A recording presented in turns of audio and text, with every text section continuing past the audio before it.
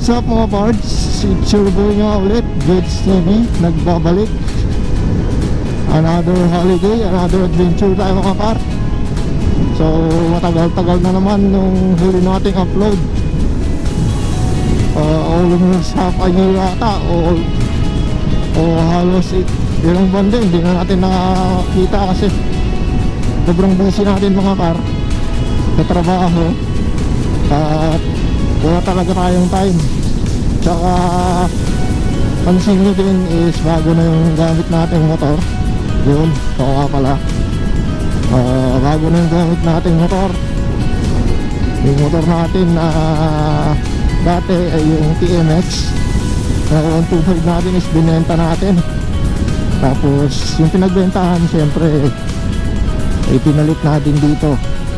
Pero hindi siya yung cash mga par, kasi wala naman tayo ganito kalaking ipon, kaya no choice tayo. Kaya naghulugan tayo. So installment 3 taon mga par. So yung pinagbentahan natin is pinang-down ko dito para makakuha tayo ng isang Aerox V3 2005 model. So mini upgrade lang naman, konting upgrade lang para naman hindi tayo masyadong, kapag ganitong bumabiyahe is nagigitin sa takbuhan. So goods naman, satisfied naman ako sa takbo niya. At saka all stock lang naman to. Oo nga pala, hindi na pala siya all stock kasi yung panggilid niya is pinalitan ko yung bell, clutch bell lang naman. Clutch bell napalitan ng VT,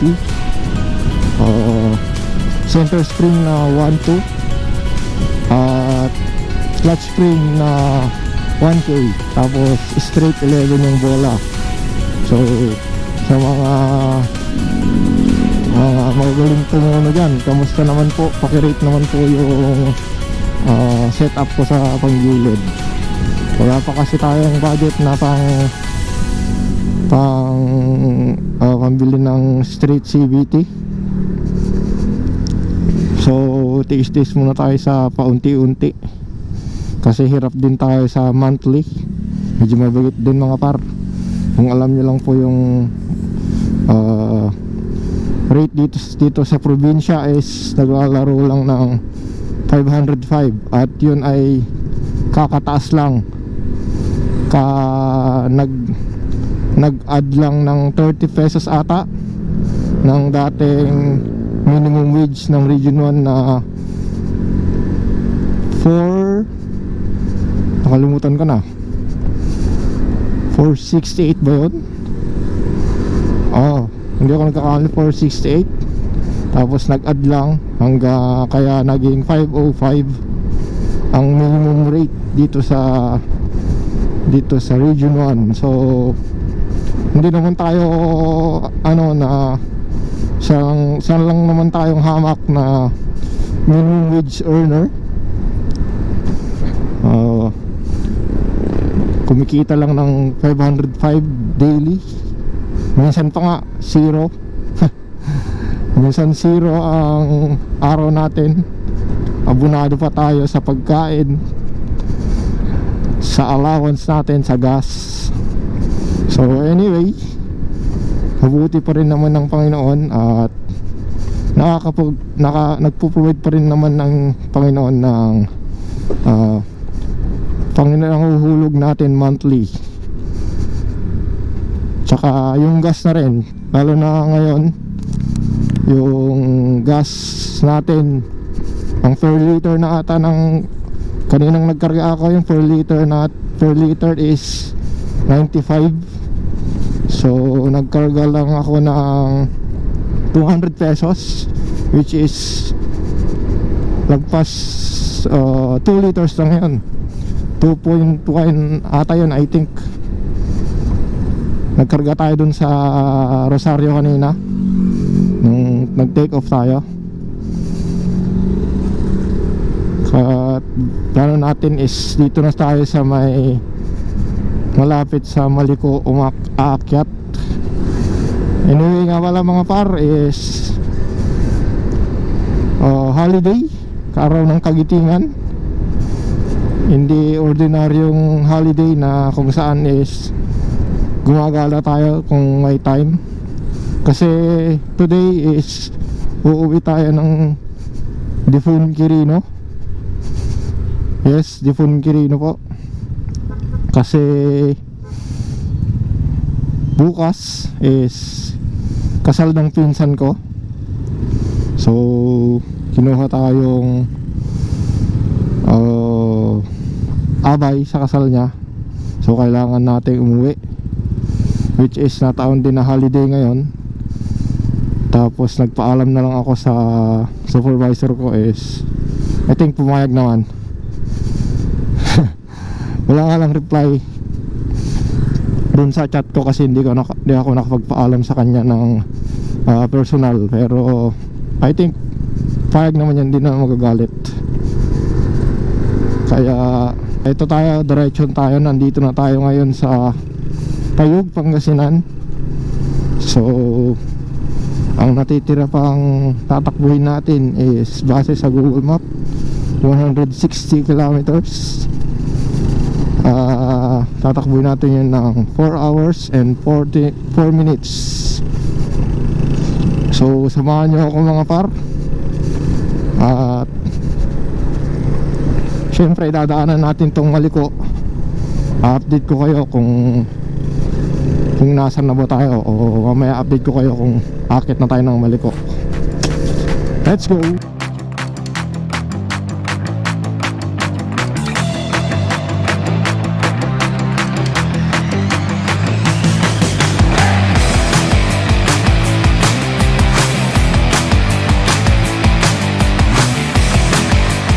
Five minutes later.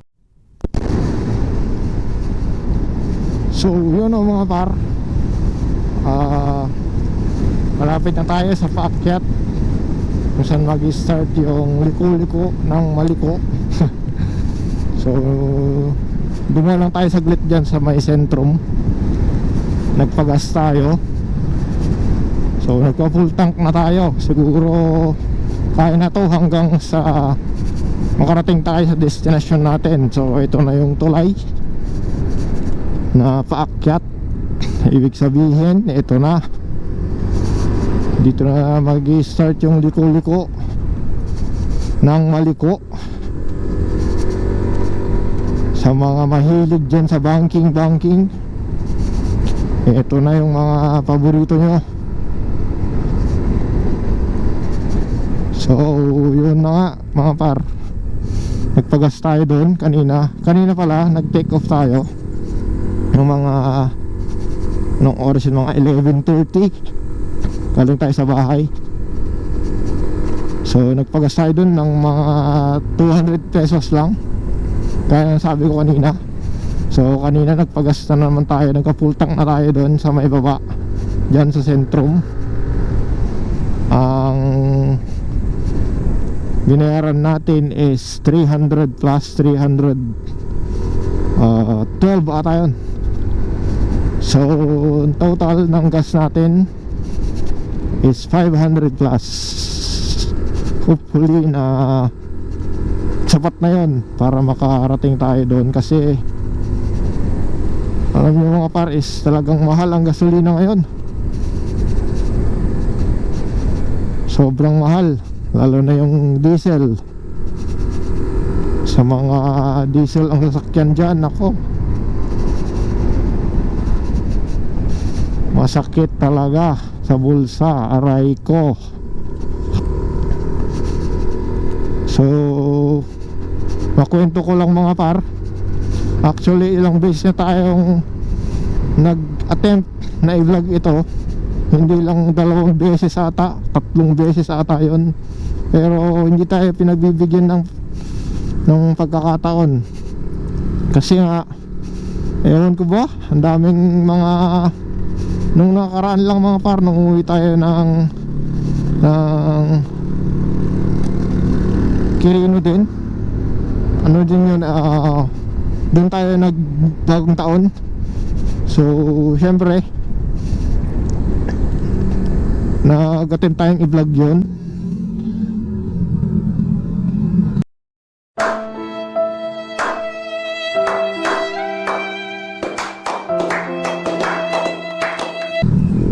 Kaso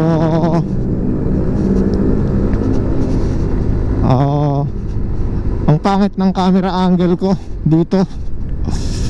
Actually hindi lang dito, yung buong footage na kinunan ko, ang pangit ng camera angle, masyadong mababa. So parang ang tinitignan mo na lang yung panel ng motor. So hindi ko na-upload. Kaya hopefully ngayon is goods na yung camera angle natin para naman may upload tayo. Nung umuwi ako nung January is hindi pa ganun kamahal yung gasolina, nasa normal pa lang dati. Unlike ngayon is talagang mahal na. So hoping na makakuha naman tayo kahit konti, may upload man lang. So tignan nyo naman yan mga par. Sana nakikita ng malinaw ng camera ko.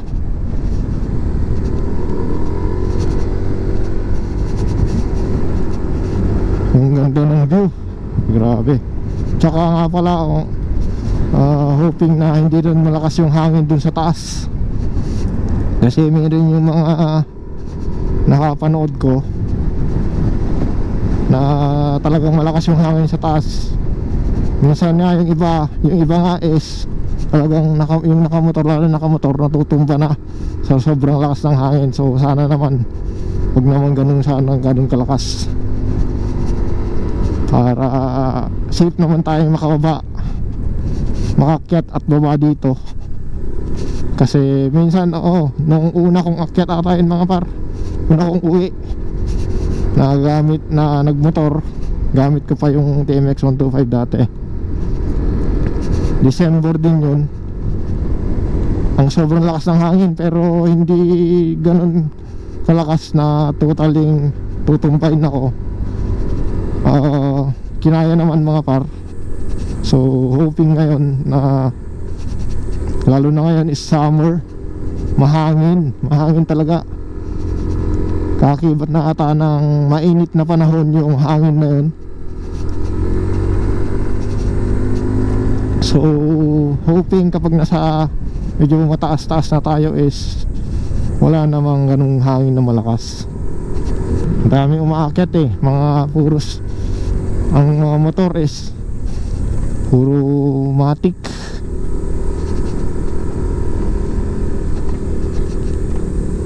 Puro naka NMAX, Aerox, PCX. Nasa lubong pa tayo kanina dun sa baba, kung napansin nyo. Nag-overshoot. Naghahabulan siguro yung mga magkakasama na yun. Overshoot na yung ginawa.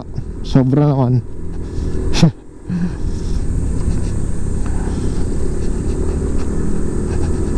Yung iba kasi talaga minsan aminado din ako, talagang kamote din ako kamote din talaga ako par minsan, pag nagmamadali. Pero pag sa mga ganito naman na lalo na at hindi naman ako masyadong nagmamadali, may time naman ako na na mahaba pa naman yung time ko. Kasi bukas pa naman yung kasal, hapon pa naman yon. So chill ride lang muna tayo mga par. Saka na tayo bumakbak siguro pag nasa patad na tayo. Mahirap bumakbak dito. Buti sana kung ikaw lang dumadaan dito. Buti sana kung wala kang madadamay na ibang tao.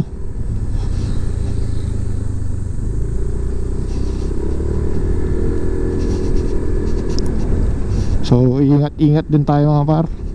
Siyempre first thing, First thing.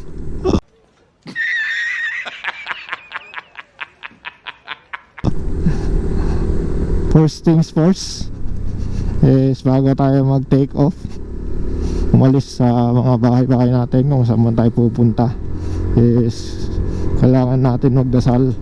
Siyempre kailangan natin humingi sa Panginoon ng gabay, protection, knowledge and wisdom sa mga pupuntahan natin, lalo na ganito, tatravel tayo. Is kailangan natin ng protection niya. So huwag sana natin kakalimutan yun mga par, na bago mo hawakan yung manubela ng motor mo o yung sasakyan mo, bago mo i-start, is spray ka muna. Walang mawawala, magkakaroon ka pa, sabi nga nila. Wala kang ibang pwedeng hingan ng protection dito kundi siya lang. So yun mga par, nagkaroon ng konting technical difficulties. Nagloko yung camera natin, so hoping na hindi na. So kanina kaya naputol.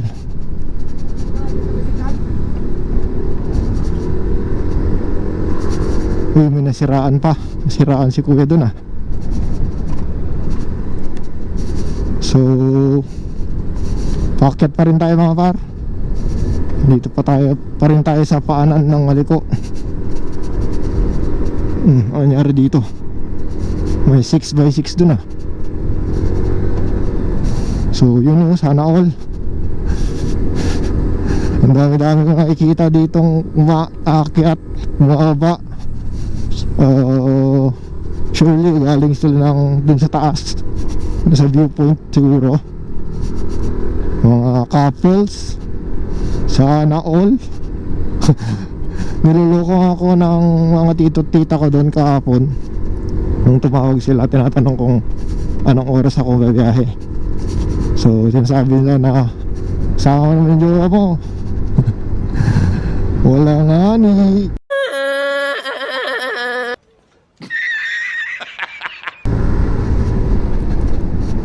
Wala nga ng jowa. Sana all na lang. Pero anyway mga par, update ko kayo pag nandun na tayo sa pinaka peak ng Maliko. Let's go. One eternity later. So update mga par, dito na tayo sa isang pinupuntahan dito sa Maliko. Ayun makikita nyo sa taas, pero walang kaanong tao. Siguro dahil na rin sa tanghaling tapat. Ang oras is 12:30.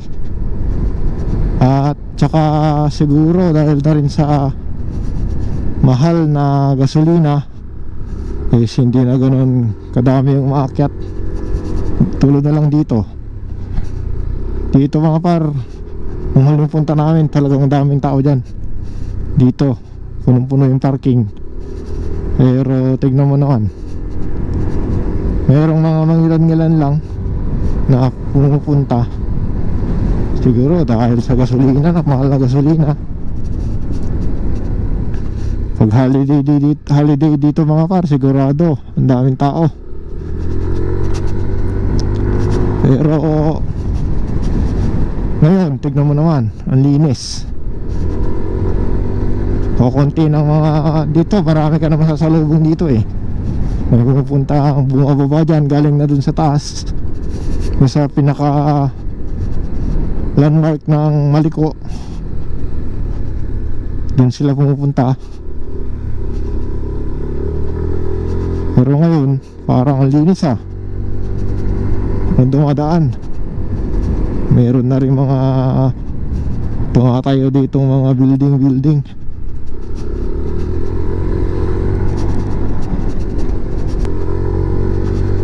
Yun, patiminto ka boss.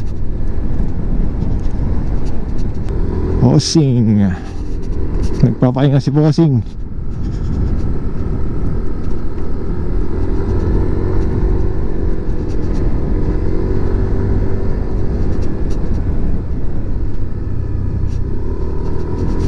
siguro may pupuntahan o mamamasyal, mag-isa niya lang naman. RO na all, sana all. Meron din na bago dito ah, pakyat, mag-jowa yan ah, sana all.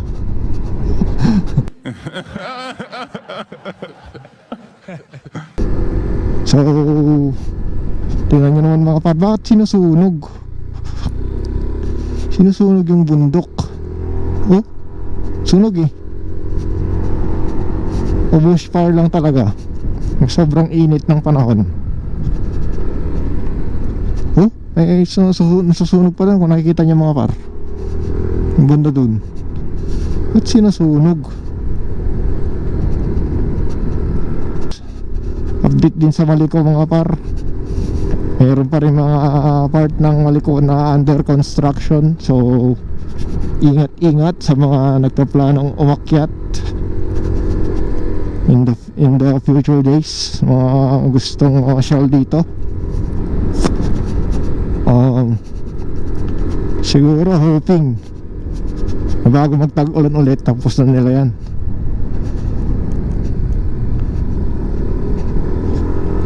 Tingnan nyo naman mga par, tanaw na tanaw ang Pangasinan.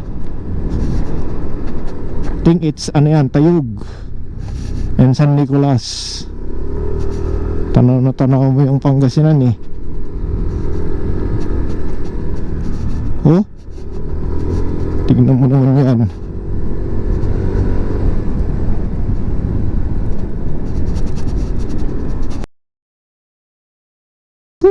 Ganda.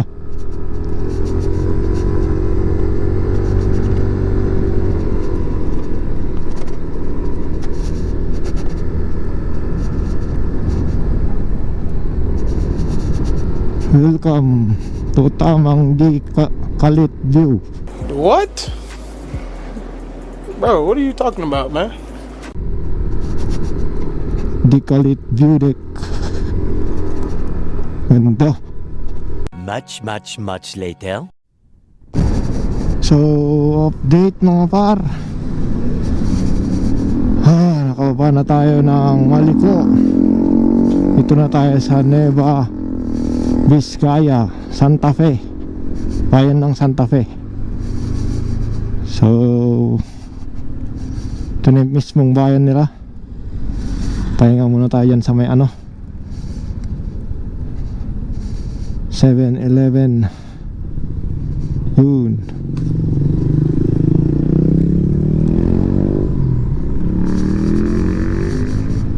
Pahinga muna tayo saglit.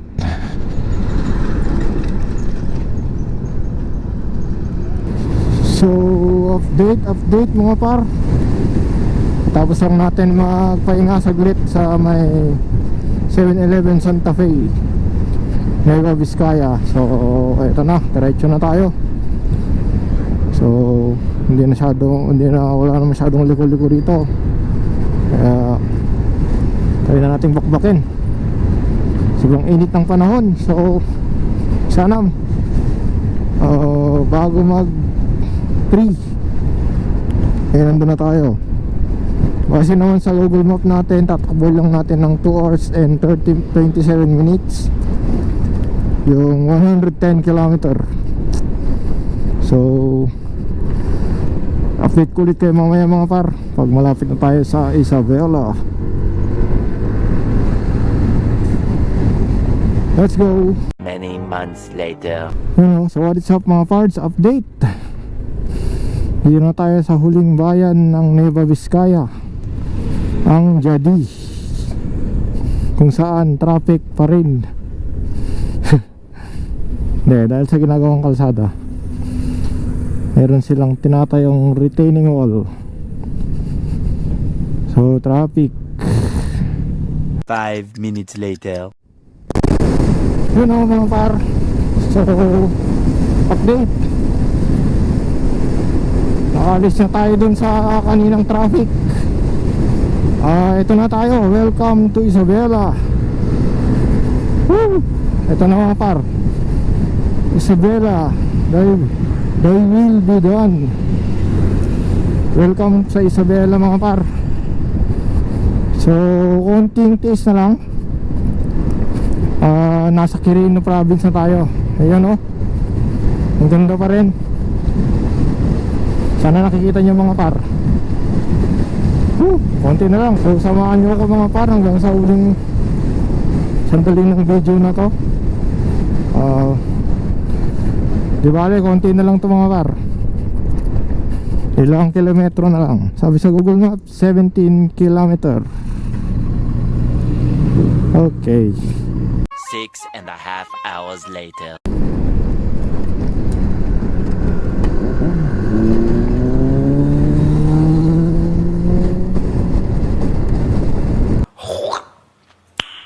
Nice. Grabe. Hindi ako makabul yun. Anong gawin natin dyan? Wala.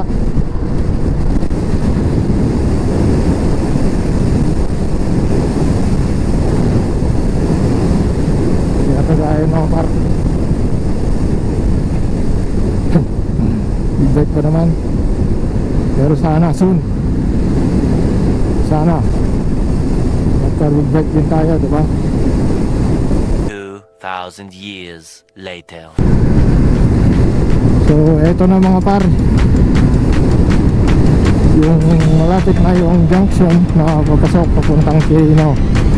Siguro dito ko na rin tatapusin tong video na to. Salamat sa panood, salamat sa munting suporta nyo. Napakalaking bagay na po sa akin yun mga par. Sana patuloy nyo pa yung akong suportahan. At this is George TV signing off. Peace out.